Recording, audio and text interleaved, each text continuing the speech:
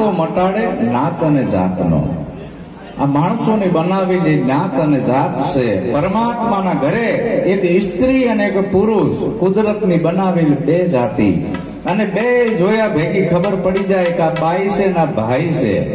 શું કામ? બે ના ઘાટ જુદા છે, પણ એ બે ની અંદર જે બોલણહાર છે એ ભાઈએ નથી ને બાઈએ નથી.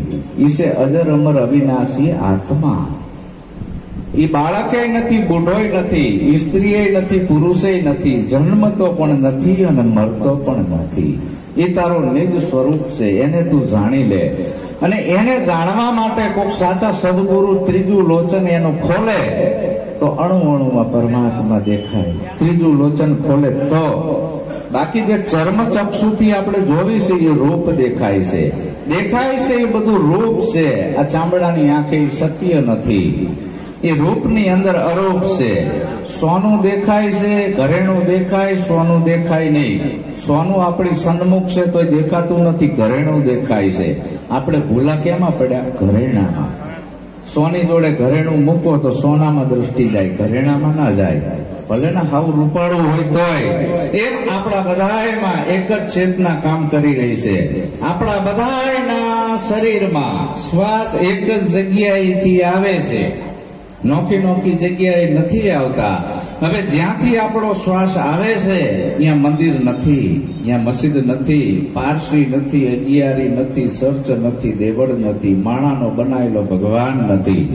આપણા મૂળની તો આપણને ખબર હોવી જોઈએ ને કે મારી અંદર આ પાવર ક્યાંથી આવે છે ને પાછો ક્યાં જાય છે. આ પવન પુતળી રમે ગગનમાં, એને જ્ઞાની હોકર નિરખો. કેને બનાવ્યો આ પવન ચરખો?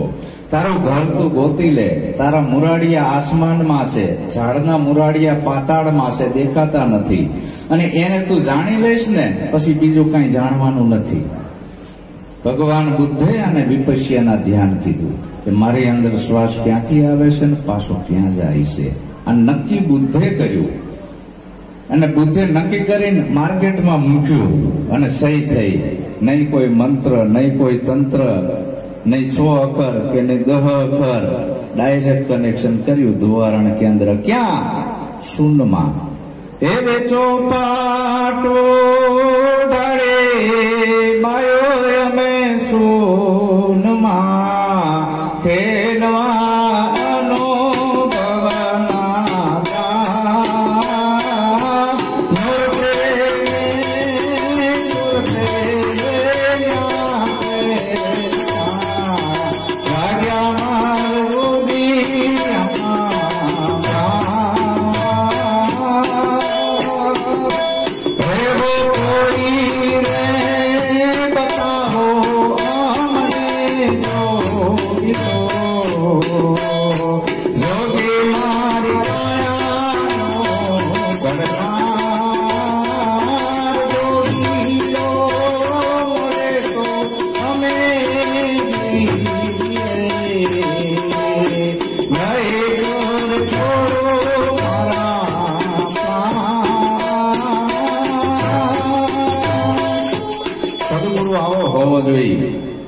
જાગતો તોડી કે ચંદન રોપાવી કાષ્ટ કાં ઢાળો, બીજક વધાવીને બારસ ચા પાડો. તોડી કે સમજ્યા ઈ નર પાર ઉતર્યા.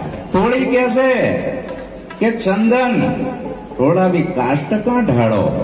તમે ચંદન ને સમજ્યા નથી અને તમે લાકડાના ઠૂઠા બેહારીને બેઠા છો.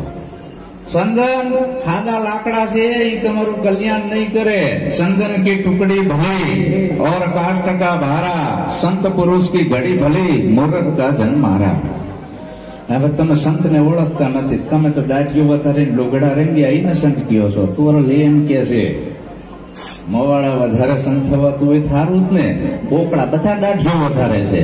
જો દાઢીના પડતાપે નિર્વાણ પદ જવાતું હોય તો, જો સમાધિઓ ચડાય નિર્વાણ પદ ની પ્રાપ્તિ થતી હોય. ડેટકા આતર ઉનાળો છે ને બધા સમાધિઓ ચડાઈ દીધી છે. હમણાં એક ખાપકો વરસાદ પડશે એટલે ડ્રાઉ ડ્રાઉ કરશે તો ડેટકા નિર્વાણ પદ મળવું જોઈએ ને. સમાધિઓ ચડાય અને જો ભભૂતિઓ ચડાય, ભભૂતિઓ લગાય, પરમાત્માની પ્રાપ્તિ થતી હોય તો કુંભારના ગધેડા આખો દી રાખમાં જાળોટતા હોય. તો હિમે મેળાવે એવો નથી. અને ટકા કરાય જો પરમાત્માની પ્રાપ્તિ થતી હોય તો ગાડર હોય ને, ગાડર એને 12 મહિનામાં 2 વાર ઊન ઉતારી નાખે છે, તો એને પરમાત્માની પ્રાપ્તિ થવી જોઈએ. તો આ બધું આમાંથી આપણે બહાર નીકળવાનું છે. જટા વધારવાથી જો પરમાત્માની પ્રાપ્તિ થતી હોય તો કબીર વડે વડની વડવાયું ઘણી છે, કોઈ દી વડલાની મુક્તિ થઈ નથી. તો હવે આ બધામાંથી બહાર નીકળે ને તમારા નિજ સ્વરૂપને ઓળખી લ્યો. મનવોના રંગ્યો બાવા રંગ્યો કપડો, હું નથી કેતો, કબીર કે છે. માતાના ઓદરમાં બાવો શું બોલી બોલ્યો, બાયણે આવીને બાવો બગડ્યો. હમ માયકા રાંધેલા ખાતે નહીં હે, માયકો અડતે નહીં હે. હવે સાથી આયા છો ને, આકાશમાંથી પડવું જોઈએ ને તમારે. માયકો અડતે નહીં હે ને, માયકા રાંધેલા ખાતે નહીં હે ને, માયકે ગોદડે માં સૂતે નહીં હે ને.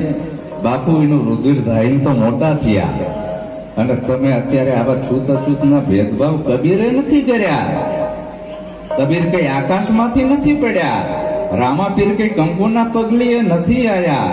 વિજ્ઞાન એવું સાબિત કરે છે કે માના ગર્ભમાંથી જ બધાની ઉત્પત્તિ થાય. તો માતાના ઓદરમાં બાવો શું બોલી બોલ્યો, બાયણે આવીને બાવો બગડ્યો. આ તો બગડ્યો મારો. દાઢી વધારીને બાવો બન્યો બોકડો. મનવો ન રેંગ્યો બાવા રેંગ્યો કપડો, લંગોટીઓ વારી દીધી. ભોદુમલ હતા, ભોદુમલ દવાખાને જ્યા. ભોદુમલ દવાખાને જ્યા કે સાહેબ દવા આપો ને, ઝાડા થઈ ગયા છે અને પેટમાં કવરોગ થયો છે. તો કે 5 રૂપિયા ફી થશે, લ્યો ફી લ્યો. હવે આ દવા આપો છું અને ગાયના દૂધ ઉપર રહેજો. સારું કે બાપુ, ગાયના દૂધ ઉપર રહીશ. હવે આગળ ગયો ને ભોદુમલ પાછા વર્યા. હે સાહેબ, ગાયનું દૂધ સારું, કાળી કે ધોળી? કઈ કે લાલ? ડોક્ટર સાહેબ જાણો કે ભાઈ ગમે એ ગાય હાલે, કાળીએ હાલે, ધોળીએ હાલે, લાલે હાલે. વળી પાછો ભોદુમલ આગળ ગયો ને પાછો વર્યો. હવે કાળી ધોળી લાલ ના મળે ને કાબર સિત્રી મળે તો, અરે ભાઈ કાબર સિત્રી હાલે, તું જાને અહીંથી. આગળ ગયો પાછો ભર્યો પાછો. હે સાહેબ, હોતા હોતા પીધું કે બેઠા બેઠા? ડોક્ટર સાહેબ કે મને આજ માથા ભરે આવ્યો છે પેશન્ટ. અરે ભાઈ હોતા હોતા હાલે ને બેઠા બેઠા હાલે.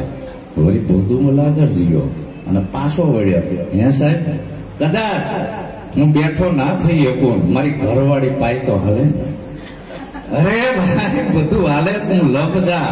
ડોક્ટરે આમ ડ્રોવર ખોલ્યો, 2 5-5ની નોટ કાઢી કે લે આ રિક્ષા ભાડું, તારી આ વિઝિટ રે, ભાગ અહીંથી, મારે તારે દવા કરવી નથી. એમ આ ધર્મગુરુ આચાર્યને આપદા ઘણી, બુદ્ધિ જેની બાપડી, આ ઠઠારામાં ઠંગ કર્યું, કેસે બૂટો કાપડી. આવા છૂતઅછૂતના ભેદભાવ રાખીને એની જિંદગી તો બગડે છે ને બીજાની બગાડે છે. આ લખણ બદલવાના છે. લહણ ખાવ, ડુંગળી ખાવ, આરોગ્યને જળવાઈ રહેશે. આવા લખણ બદલાવાના છે. અમારો સૌ ભગત કે છે, શીકણી તજન કરે સિનાડવા નાગણે માત કે સોરી, લીલોતરી ખાતા લાજી મરે લાંચ કાય પૂરેપૂરી, હોકો તજાવે ને હરામ ના તજે. આ હાચી રેણી છોડીને ઉપદેશ હવે તે ભલામણા અવળો લીધો, તું કઈક સમજી લે વાત. હજારો વર્ષનું અંધારું છે, હજારો વર્ષ કાઢતા ના લાગે. આવી લાઈટ થાય તો પલમાં પલાયન થઈ જાય છે. એમ ભલે આપણે 4 યુગનું અંધારું રહ્યું, પણ એ પોતાની ઓળખ કરવામાં, અજ્ઞાન રૂપી અંધારું હટાવવામાં, જ્ઞાન રૂપી દીપક પ્રગટ થાય એટલે તરત અજવાળું થઈ જાય અને પોતાનો અનુભવ થઈ જાય કે હું કોણ છું, ક્યાંથી આવ્યો ને મારે ક્યાં જવું. એટલે જયદેવ બાપા કે ના તો મટાડે નાત જાતનો સત્સંગ કરીએ, આવા સંતનો પછી એક જ રૂપ ઓળખાય. અહીંયા નર નારીના ભેદ નથી રહેતા, અને જ્યાં આવા ભેદભાવ છૂતઅછૂતના છે ત્યાં ધર્મ નથી. બાબા સાહેબ ના પાડે છે, ધર્મ બહુજન હિતાય અને બહુજન સુખાય હોય. એકને નીચો ગણે ને એકને ઊંચો ગણે એને ધર્મ ના કહેવાય. તો પછી આગળ જયદેવ બાપા શું કહે છે? જયદેવ કહે છે જીવન મારે સત્સંગ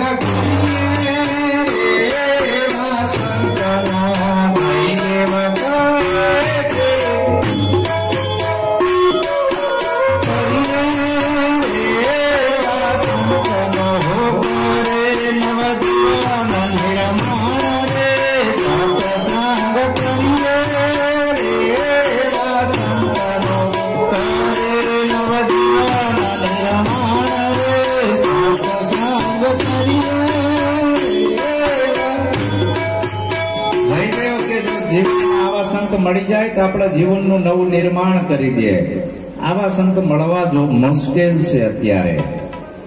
આવા સંતને ગોતવા તોડી કે હું દેશ ફરી દેશાવર ફરી સગડો સંસાર, જેને દેઠે મુજ નેણા ઠરે, એવા સંતનો પડ્યો દુકાળ.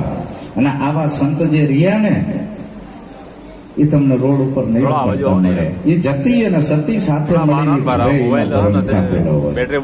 રોડ ઉપર ના રખડતા હોય, મોડલે ટોડલે ગાદીઓ ના કરતા હોય, ઓટલે મોડલે ના કરતા હોય.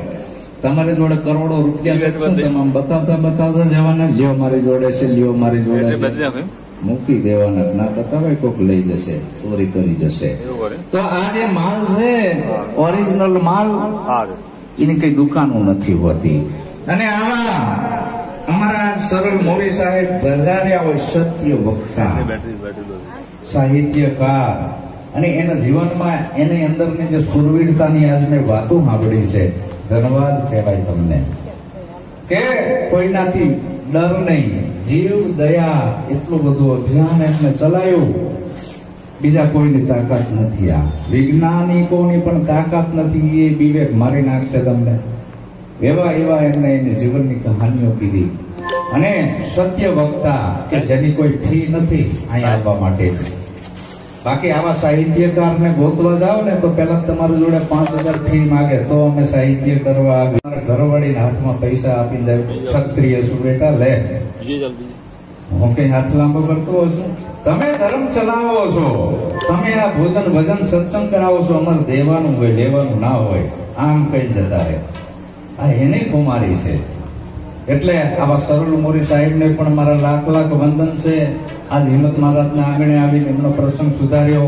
અને આવા અમારા મહારાજ ઈશ્વર મહારાજ સારા એવા ભજનિક પણ અને સાચા સંત છે, એને પણ આપણે લાભ લેવાનો છે. ભગુગુરુથી આવ્યા છે, કોકદેવ બાપુના સેવક છે.